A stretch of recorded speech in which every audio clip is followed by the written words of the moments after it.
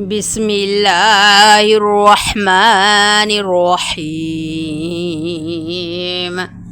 والنجم إذا هوى ما ضل صاحبكم وما غوى وما ينطق عن الهوى إن هو إلا وحي يوحى علمه شديد القوى ذو مرة فاستوى وهو بالأفق الأعلى ثم دنا فتدلى فكان قاب قوسين أو أدنى فأوحى إلى عبده ما أوحى ما كذب الفؤاد ما رأى أفتمرونه على ما يرى ولقد رآه نزلة أخرى عند سدرة المنتهى عندها جنة المأوى إذ يغشى السدرة ما يغشى ما زاغ البصر وما طغى لقد رأى من آيات ربه الكبرى أفرأيتم اللات والعزى ومناة الثالثة الأخرى ألكم الذكر وله الأنثى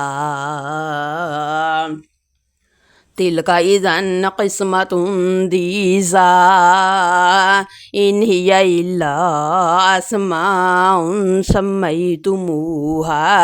أنتم وآباؤكم ما أنزل الله بها من سلطان إن يتبعون إلا الظن وما تهوى الأنفس ولقد جاءهم من ربهم الهدى أم للإنسان ما تمنى فلله الآخرة والأولى وكم من ملك في السماوات لا تغني شفاعتهم شيئا إلا من بعد أن يأذن الله لمن يشاء ويرضى إن الذين لا يؤمنون بالآخرة لا يمسون الملائكة تسمية الأنثى وما لهم به من علم إن يتبعون إلا الظن وإن الظن لا يغني من الحق شيئا فأعرض عمن تولى عن ذكرنا ولم يرد إلا الحياة الدنيا ذلك مبلغهم من العلم إن ربك هو أعلم بمن ضل عن سبيله وهو أعلم بمن اهتدى ولله ما في السماوات وما في الأرض ليجزي الذين أساءوا بما عملوا ويجزي الذين أحسنوا بالحسنى الذين يجتنبون كبائر الإثم والفواحش إلا اللمم إن ربك واسع المغفرة هو أعلم بكم إذا أنشأكم من الأرض وإذا أنتم أجنة في بطون أمهاتكم فلا تزكوا أنفسكم هو أعلم بمن اتقى أفرأيت الذي تولى وأعطى قليلا وأكدى عنده علم الغيب فهو يرى أم لم ينبأ بما في صحف موسى وإبراهيم الذي وفى ألا تزر وازرة وزر أخرى وليس للإنسان إلا ما سعى وأن سعيه سوف يرى ثم يجزاه الجزاء الأوفى وأن إلى ربك المنتهى وأنه هو أضحك وأبكى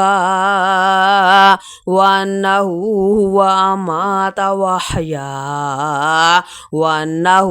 خلق الزوجين الذكر والأنثى من نطفة إذا تمنى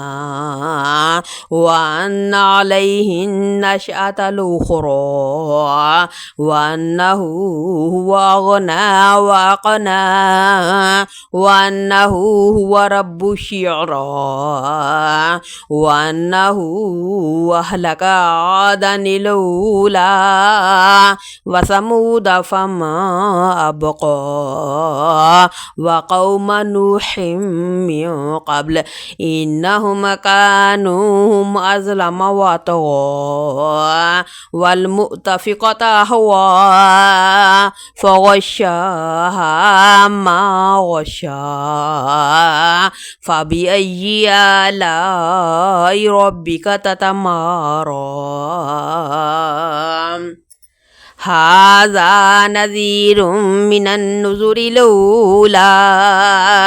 أزفت الآزفة ليس لها من دون الله كاشفة أفمن هذا الحديث تعجبون وتضحكون ولا تبكون وأنتم سامدون فاسجدوا لله واعبدوا